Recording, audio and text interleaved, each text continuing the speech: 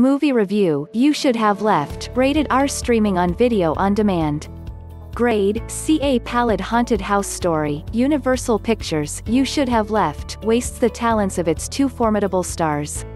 Kevin Bacon's Theo Conroy is introduced, like everything else in writer-director David Koepp's adaptation of a Daniel Kehlmann novel, with bits of information that are reluctantly and gradually doled out until we get to an all-too-predictable the end.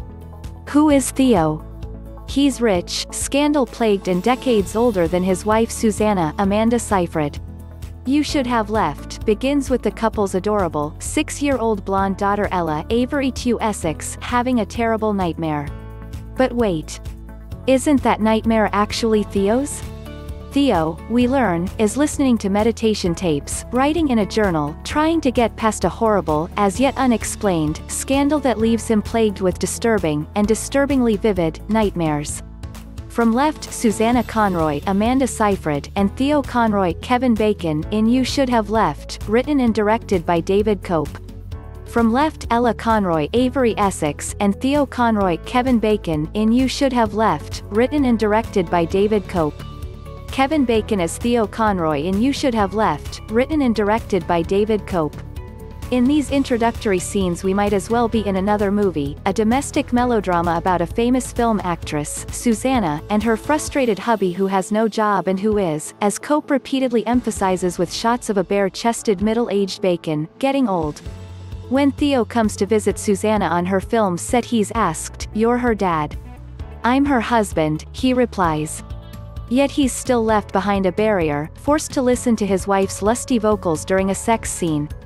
Yet, You Should Have Left has little to do with this marital mess, as interesting as it might be. The family quickly decamps to Wales for a family holiday before Susanna will spend 2 months abroad filming.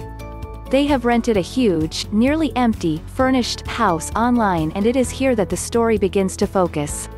Here, in a remote location, everyone's nightmares get worse. The villagers, we see just 2 of them, are Cassandras, implicitly warning of impending doom. As the couple stress out, shadows dart about, the house strangely expands and Theo finds that someone has written in his journal, in large capital letters, "You should leave. Go now." It's safe to reveal that they do not follow these words of wisdom, and the film sputters around with final revelations that were pretty predictable once we began.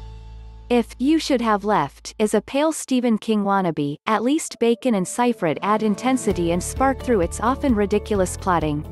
The strangest aspect is diminutive Essex, who has such poise, classic looks and an easy ability with language that she seems not quite human. An alien or robotic child perhaps. But that's for another, better movie.